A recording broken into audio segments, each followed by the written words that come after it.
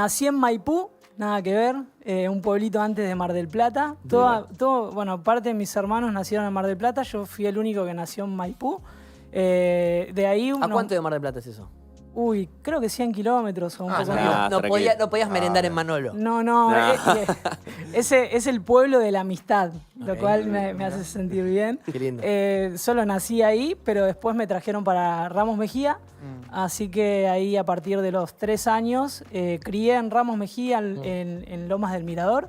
Y medio como que es límite con Ciudadela, entonces así que Ciudadela Ramos es como el lugar de mi infancia. Ojo con lo que está en Ciudadela. Profundamente amo la zona sur, sobre todo de Ciudadela. Y de ahí, bueno, nada, cerca de mis 10, 11 años, como la situación familiar ya venía mal, pero se complicó bastante más cerca del 2001, por ahí. Así que, bueno, todo lo que... ¿De forma económica fue el...? Sí, no solamente económica, también la salud de mis papás era bastante débil, era bastante inestable. Así que la situación económica de salud de mis papás nos arrastró básicamente a la calle y, bueno, terminamos viviendo en la zona oeste, para el lado pasando Merlo, Mariano Acosta, en un estado más de pobreza de casi calle. Así que sí, fue como básicamente un poquito así una línea histórica de dónde. ¿Y vos a qué edad empezaste a vivir así casi calle? Bueno, la verdad que fue progresivo, lo cual dentro de todo, yo no me la veía venir ni ahí porque era re chico, pero fue progresivo en cuanto a que yo soy el menor de 9 hermanos. Sí, pero de una familia ensamblada. Entonces, como mis papás tuvieron previos matrimonios o relaciones con los cuales tuvieron hijos, sumado eso más mi hermano Nico, que es de mi papá y mi mamá, y yo, soy el menor de 9 hermanos. Pero esto que te digo, mis viejos estaban padeciendo una enfermedad de salud mental conocida como bipolaridad, maníacos depresivos. ¿Tu papá o tu mamá? Los dos. Y encima, sí, no se da tan habitualmente, pero hay una tendencia a esto, ¿viste? Que dicen que los polos opuestos se atraen. Bueno, mi papá en la patología era el maníaco y mi mamá la depresiva. Entonces se conocieron, hicieron un combo hermoso. Así que nada, pasé toda mi infancia viendo de a momentos, ¿no? Porque cuando uno es chico, digo, antes de mis 8 años, hay registros como de cosas así medias random, pero raras, pero no las terminaba como de encodificar, de decir, uy, che, acá la cosa está mal. Pero después sí, a medida que pasaba el tiempo, empecé a ver como eventos así de episodios de, no sé, mi mamá en un brote psicótico, mi papá en un intento de suicidio, situaciones muy invasivas, violentas, donde llegaba el SAME de urgencia y entraba a casa y se metían a la pieza de mis papás. Todo eso ya empezó como a dar cuenta de, che, parece que hay algo que está mal. Y después lo confirma cuando ya sí cerca de mis 9 años... por intentos de suicidio, los internan en clínicas neuropsiquiátricas a los dos. Y bueno, y empiezo a ir a visitar a mi papá al Borda y a mi mamá al Moyano. Y fue como, no, o sea, esto parece que no tiene... Era progresivo, pero en el medio había algo como interno mío que decía, che, ojalá que esto no sea real o que esto sea pasajero, porque de ser continuo... La verdad que va todo de mal en peor. ¿Y dónde te quedaste vos? ¿Porque tenías 9 años, 10 años? Claro, bueno, ahí yo... la hermana que me sigue, o sea, Nico me lleva 1 año y medio, pero la hermana que me sigue a mí me lleva 10 años. Claro, ya éramos adultos casi. Pero 17. O sea, adolescente. Era como 18, ¿viste? Y sí, se tuvo que bancar la situación. Fue re complejo para ella también, pero sí, quedamos como un poco al cuidado de una hermana no mucho más grande, en medio de esto, ¿no? De la inestabilidad de mis viejos. O sea que sí, fue re duro. En el medio, digo, yo tuve una infancia muy nutrida de valores, de amor, de principios, donde Dios fue también central, porque mi mamá siempre se ocupó de hacernos saber de Él, de hablar con Él. ¿Tu mamá, alguno de tus padres tenían algún conocimiento de Dios? Sí. Mi mamá, sobre todo... Mi papá también, pero venía de otro palo. Mi papá era de familia judía, entonces todo lo que hacía a la fe estaba más por ahí. pero igual él se había como corrido de la tradición judía, de hecho hasta sus 13 años hizo todo, el Bar Mitzvah inclusive, sí. Pero después, bueno, esto de que mi papá padecía ya de una enfermedad de salud mental y en esa época no se sabía tanto de la bipolaridad. Claro. Entonces todo lo empezaron como a describir o calificar como disruptivo, irreverente, rebelde. Sí. En realidad estaba enfermo. Entonces, nada, varias de las cosas que hizo lo fueron llevando como a expulsarlo, digamos, hasta de la familia. Entonces, medio como que se corre de ahí. Y mi vieja tuvo una experiencia con Jesús bastante fuerte, que la marcó para siempre, y de ahí en adelante es como que, bueno, no pudo, por más que hizo un acuerdo con mi viejo de, che, ni el Mesías, ni el profeta, ni nada. Claro. Sí. O sea, entonces mi vieja lo respeta, pero mi mamá no podía ocultar su encuentro con Jesús. Ella a los 30 años, en el año 1976, fue detenida por los militares y pasó a vivir 6 meses, bueno, siendo torturada, ¿no? En todo lo que eso implica, violencia física, mental, sexual. Entonces, en ese lugar, mi mamá ya no lo cuenta porque ella falleció, pero yo me comprometí con ella y con Dios y conmigo a poder seguir testificando esto porque me parece que da un poco fundamento a mi fe también. Dice que un día recibió a alguien que creyó ella que nuevamente iba a ejercer violencia sobre ella porque ella no podía ver, estaba encapuchada. Sí. Y esta persona se acercó, mi mamá se puso tensa porque imagínate no ver durante tanto tiempo, digo, el oído absoluto, ¿no? Claro. O sea, sentís todo. Locura. Y se acercó y mi mamá se puso tensa y le dijo, esta persona quédate tranquila, que no te voy a lastimar. Y ella cuando escuchó eso le dijo, ¿quién sos? Y le dijo, soy Jesús y te voy a sacar con vida. Estas son textuales palabras que mi mamá escucha, por supuesto, empezó a gritar de la emoción y a llamar a sus otros dos conocidos, el hermano y la pareja con los que había sido detenido, para decirle esto, ¿no? Como que vino Jesús, nos va a sacar con vida y bueno, todos los que estaban ahí en la puerta 4 de Campo de Mayo que la escuchaban, la invitaban a hacer silencio porque primero creían que había enloquecido, porque había hecho un brote psicótico, y por otro lado que se calle porque iban a venir a hacer, digamos, a tomar represalias. Claro. Entonces, nada, frente a eso mi mamá, esperanza contra esperanza, creyó en esa palabra vida, Jesús, unió y dijo, de acá no me muevo, se abrazó a esa palabra y la esperó con fe y esperanza. Claro. Se calcula que pudieron haber pasado 7 a 10 días desde que ella tiene esta experiencia hasta que finalmente unos militares la llevaron y la sacaron al Uruguay.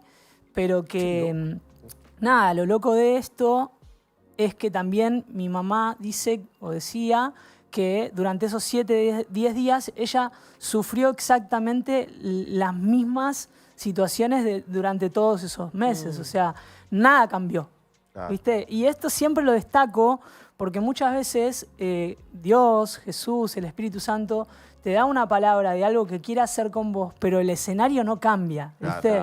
Y muchas veces nosotros tendemos a asociar una palabra de algo que va a cambiar con el cambio inmediato. Y a veces las cosas no pasan de un momento a otro, pero no hay que abandonar la fe y la esperanza. Mi mamá abrazó esa palabra y pasaron esos días y finalmente salió en libertad.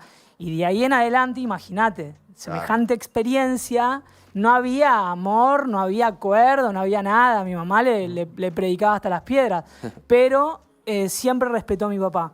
De hecho, a nosotros nos hacía hablar con Jesús cuando mi papá no estaba y nos decía, cuando vuelva papi no digas nada porque se pudre todo, y nosotros medio como que entablamos una relación con Jesús a escondidas, ¿viste? Medio raro. Pero, sin embargo, eso caló hondo, echó raíces y nada, me nutrió durante toda esa primera infancia. Así que sí, tengo como un Dios presente hasta mis 8 años. Se me quemaron los papeles con Dios de los 8 años a los 12, en donde tipo lo que me dijo mi mamá no condice con lo que está pasando. O sea, esto de Dios es amor, Dios te va a cuidar, Dios va a protegerte y todo eso era como, bueno, ¿dónde está? Pues todo lo que está pasando. Sí, sí, porque se iba derrumbando todo. ¿Y tus papás estuvieron cuánto tiempo internados? No, fue ir y venir desde que tengo uso de razón. O sea, de hecho hasta que se murieron. Mirá. ¿Hace mucho murieron? Mi papá falleció hace 15 años y mi mamá falleció hace 5, 6 capaz. Claro. Entonces, pero bueno, viste, qué sé yo, es lo que te Y toca, tenés ¿no? mucha infancia en la calle, me imagino, ¿no? Cuando tus padres Sí. terminan internados, comienza también un poco tu crianza callejera. Sí, sí, sí. Fui naturalizando mucho esa ausencia de los adultos, Vos ¿no? fuiste Porque pasando a una familia de tránsito, ¿no? en algún entre medio. momento, en algún momento. A ver, yo tuve la bendición de crecer en un barrio en donde, mal que mal, tenía, digamos, ciertas comodidades, ¿no? Digo, vivir en una casa de material, en una zona urbana, poder ir a un colegio público, pero con todo lo que te ofrecía, ¿no? Eso fue un montón. Digo esto porque yo, tipo, estaba con mi hermano y mis papás en la pieza acostados todo el día. Entonces, mi viejo había hecho un acuerdo con el supermercado de enfrente, que no era chino en esa época. Bueno, mi viejo cuando tuvo estabilidad económica, él era muy común, capaz que ustedes recuerdan, de que iba al supermercado y le decían, che, abrime una caja, Y pagás a y fin yo de te mes. pago cuando a Sí. fin de mes, el primer día. Entonces, claro, estaba esa abierta, esa posibilidad. Y con mi hermano Nico cruzábamos al supermercado y tipo nos abastecíamos y era como, y nos hacíamos la comida y todo en una casa bien, ¿viste? Con mis viejos en la cama. Pero éramos desde muy chicos muy autogestivos y eso lo fui naturalizando y lo fui normalizando, desde ir al colegio solo, desde estar mucho tiempo solos. Y todo eso, bueno, creí que estaba bien. Después lo otro que me pasó, que fue una bendición, es que jugando en la vereda mucho tiempo solos también, pasó un vecino que era a la vez entrenador de un club de barrio y un día, siempre se pausaba para hacernos un chiste, para abrazarnos, para saludarnos. Qué bueno, digo, ¿no? Sí. Porque podría haber pasado cualquier otra cosa. Claro. Pero un día tocó el timbre de mi casa y mi vieja, después de esa demora de levantarse y qué sé yo, salir, habló y le dijo, señora, soy el vecino, usted me conoce, no sé, pienso, a lo mejor estaría bueno si me dejara llevar a los chicos al club, yo me hago cargo de todo, los llevo cuando ellos salen del colegio y los traigo cuando termino de entrenar la última categoría. Y mi vieja entendió que eso era mejor que estar en mi casa, en la calle. Y este tipo se puso al hombro 2 pibes de la nada, ¿entendés? Un héroe. Y un héroe, que también falleció hace 4 años, pero sí, pasó a ser mi padre, ¿viste? Tipo mi referente. Y lo loco de esto es que eso me salvó bastante también, ¿viste? Porque me llevó a vivir una subrealidad, pero... Digo, me llevó a vivir una infancia de deporte, ahí conocí el fútbol y qué sé yo. Pero también hay algo interesante ahí, que en ese club donde yo hacía fútbol, donde me enamoré de la pelota, donde empecé a construir un proyecto de ser jugador de fútbol, también estaba como todo el tiempo mendigando amor, ¿viste? Claro. Mendigando la mirada, el abrazo, porque todos iban con sus papás. Y yo Claro, vos no tenía tenías nada, al sí. entrenador, pero que también el entrenador no podía hacer diferencias. Claro, claro. Ah, Entonces sí, fui construyendo como esto de la autoestima y de la identidad y de la percepción medio como desde la mirada de otros que no eran mis papás. Y eso fue terrible porque me llevó a distorsionar mi imagen, ¿viste? Claro. Yo jugaba bien al fútbol, pero llegó un momento que dudaba de que si en realidad jugaba bien o si todos se habían puesto de acuerdo Para jugar mal. para hacerme Claro. sentir de que Que jugaba jugaba bien. bien. claro. Qué Qué bárbaro. loco. Y sí. el nivel de un carencia, niño de sí. distorsión. Sumado a eso que en ese club donde si bien mi entrenador me llevaba, me cuidaban todos y qué sé yo, empecé a encontrar la posibilidad de quedarme a dormir en la casa de compañeritos, porque bueno, mejor que en mi casa era cualquier lado, porque había mejor comida, porque había más atención, porque había un par y yo era un poco, carismático, qué sé yo, o robaba cariño bien, entonces entraba a las casas. Y bueno, y ahí en una de estas casas un chico un poco más grande empezó a abusar sexualmente de mí y nada, sumado a todo todo lo esto, que venía, sí. fue como terminar de desfigurarlo todo, ¿viste? No sabía si jugaba bien al fútbol, no sabía si era varón, no sabía si nada, era como una distorsión absoluta y nada. ¿Nunca contaste eso que te había pasado? O sea, no, en tu niñez no tuviste, no tuviste la capacidad de contarlo. y eso después se transformó en una práctica homosexual infantil, o sea, era como difícil de poder hablarlo porque yo si lo hablaba no podía ir a jugar más al club, ¿entendés? Sí, sí. Y era como, era las dos caras de una misma moneda, porque era el lugar que amaba, pero en el lugar que sufría. Claro, y a la vez esta moneda era más valiosa que la otra, ¿viste? Que era estar en mi casa con mi viejo solo. Entonces fue como, bueno, listo, ya fue. Mati, ¿qué edad tenías ahí más o menos? Y ahí tenía 10 años. Ah, eso. 9, 10 años. Por eso yo siempre digo, ¿viste? No es el lugar, sino es quiénes están en el espacio, quiénes gestionan el lugar, quiénes habitan ese lugar y ocupan el rol de cuidado, de cuidadores. Porque mi primer abuso fue en un campamento de un club religioso, en una carpa. Claro. ¿Entendés? Claro. Y digo, esto, por decir un club religioso, anda. Yo he compartido mi testimonio de abuso sexual infantil y todo lo que hace a esa experiencia. Lo he hecho público. Y dio lugar a que un montón de gente se exprese, de iglesias evangélicas también, ¿no? Claro. Que ha sucedido en la escuela bíblica con un líder que era 2, 3 añitos más grande, ¿viste? Y bueno, historia de esas, digo, no tiene que ver con el ámbito, sino quiénes habitan el espacio y cómo se gestiona. Entonces me parece que, bueno, yo sufrí eso y por otro lado, nada, tengo recuerdos también de ese lugar muy lindos, ¿no? De un profe que se puso la 10, de que me pagaba el sándwich y la gaseosa, me llevaba a entrenar todos los días, me llevaba a competir. Entonces, nada, no voy a decir que fue todo malo, pero sí en el contexto la saqué cara.